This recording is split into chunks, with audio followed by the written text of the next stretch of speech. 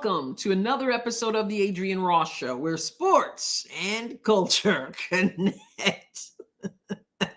I didn't expect to laugh right there, but oh my goodness, I was about to say sports and culture connect, and just as I'm about to say that, I'm like, I don't know if that's the right thing to say, because even collide doesn't seem like the right word. Unbelievable. I just got finished a few minutes ago doing the live stream for the Indiana Fever versus the Connecticut Sun game. Didn't intend to be doing another video right now.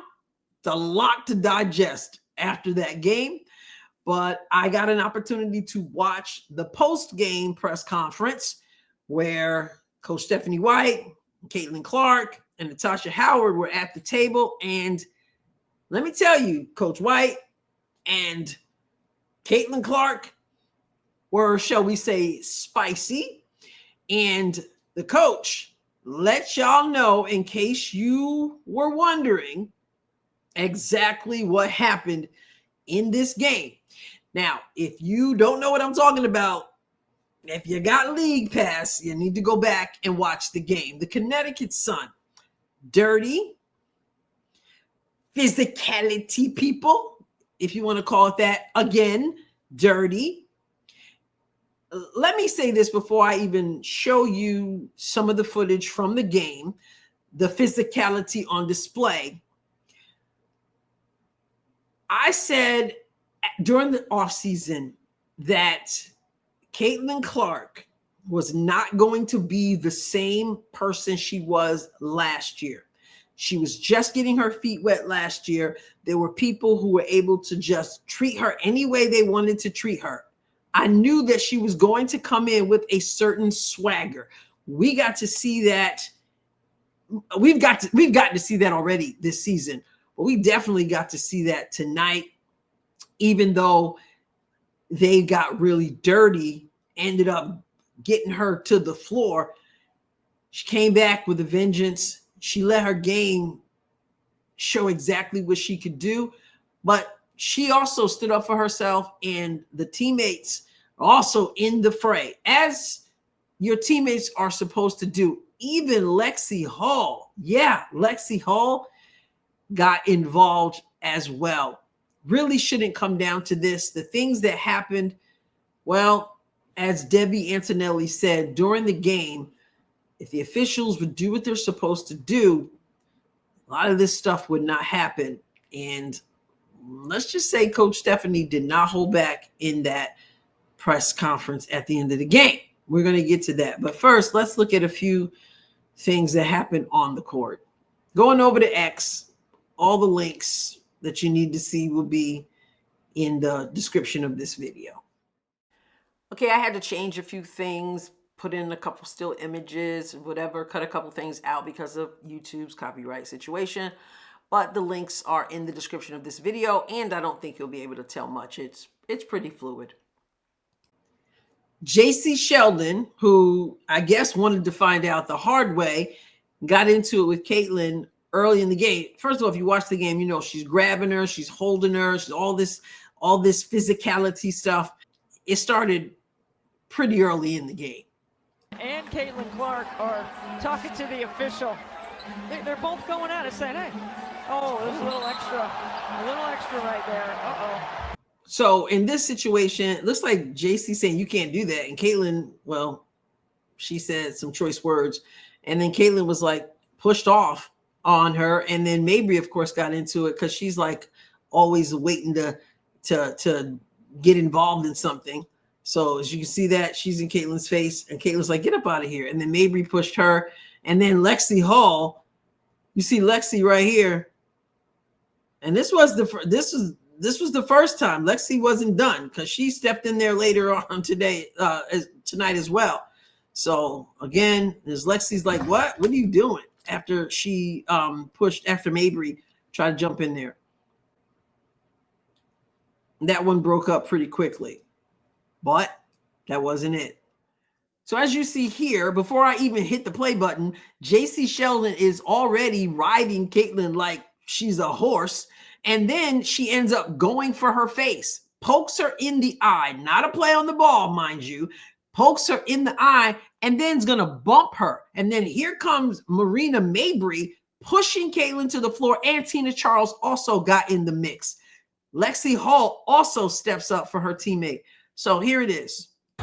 Ridiculous. Let's see where Lexi is in this. I mean, is that displacement? I think it is. And there's Lexi, jumps right in. And you see Lexi right here. And you know Lexi smiles and chews gum. That's it. But Marina Mabrey's going to get ejected. If the officials...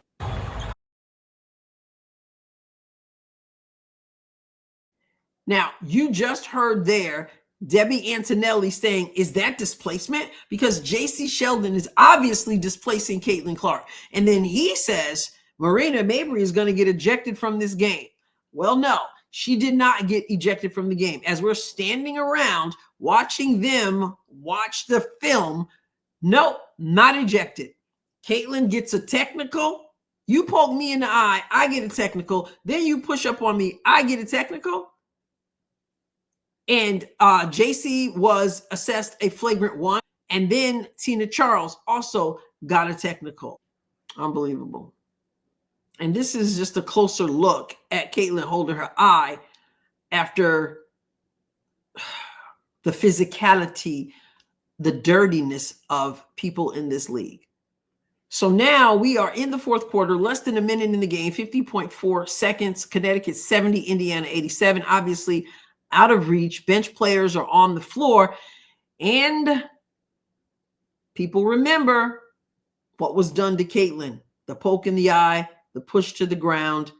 And Sophie Cunningham is on the floor. So check out what happened. By Allen. And Sheldon comes up with the steal. Sheldon goes. We got another because here as JC Sheldon goes right after Sophie Cunningham.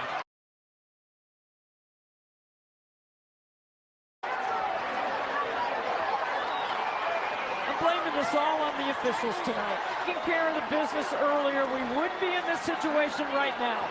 Debbie Antonelli spoke a mouthful right there. You can't eject her because you didn't eject Mabrey. But of course, they did eject Sophie. And she says, I'm blaming this on the officials tonight. If they had done their job, it would have never gotten to this point. Here's another angle. Man, Sophie had her in the grip. Sophie had her in the grip. Wow. Now, we had quite the conversation about this in the live chat. And everybody wanted to award Sophie some kind of something. I don't like to see this stuff happening, but I totally agree that the officials are responsible. They bear some responsibility.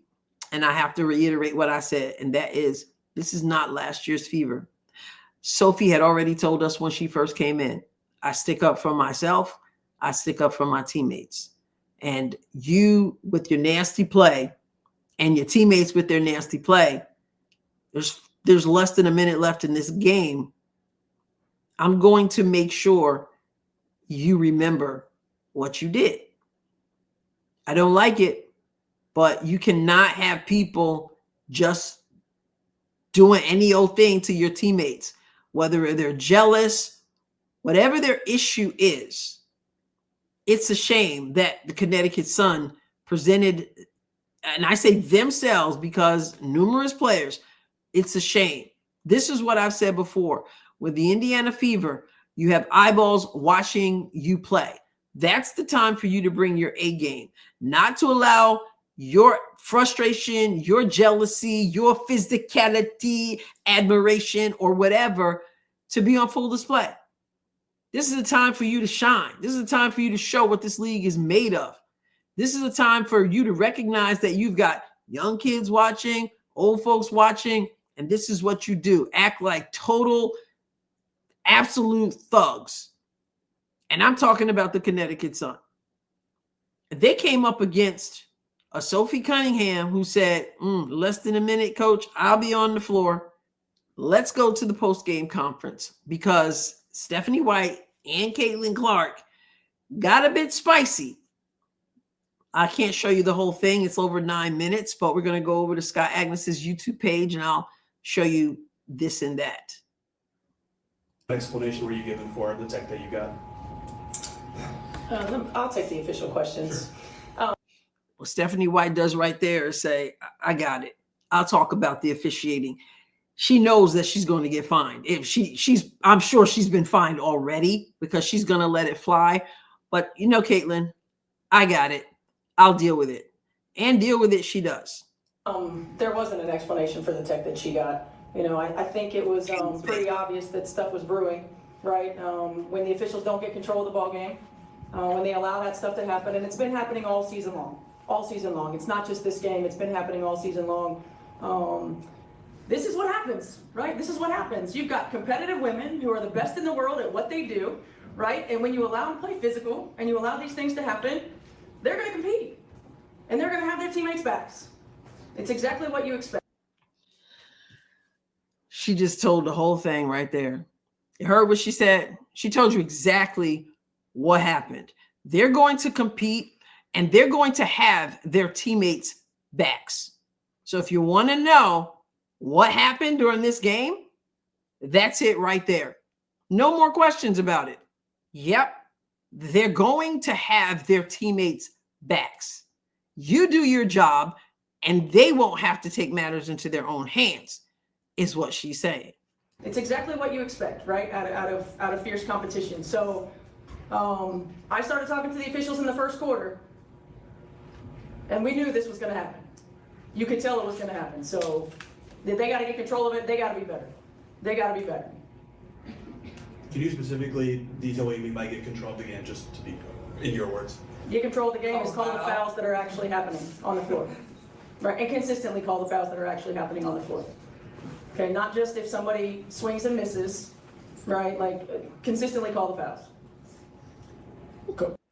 Caitlin was like on the side, like, duh, call the fouls. What do you mean? How can they have control of it? Call the fouls.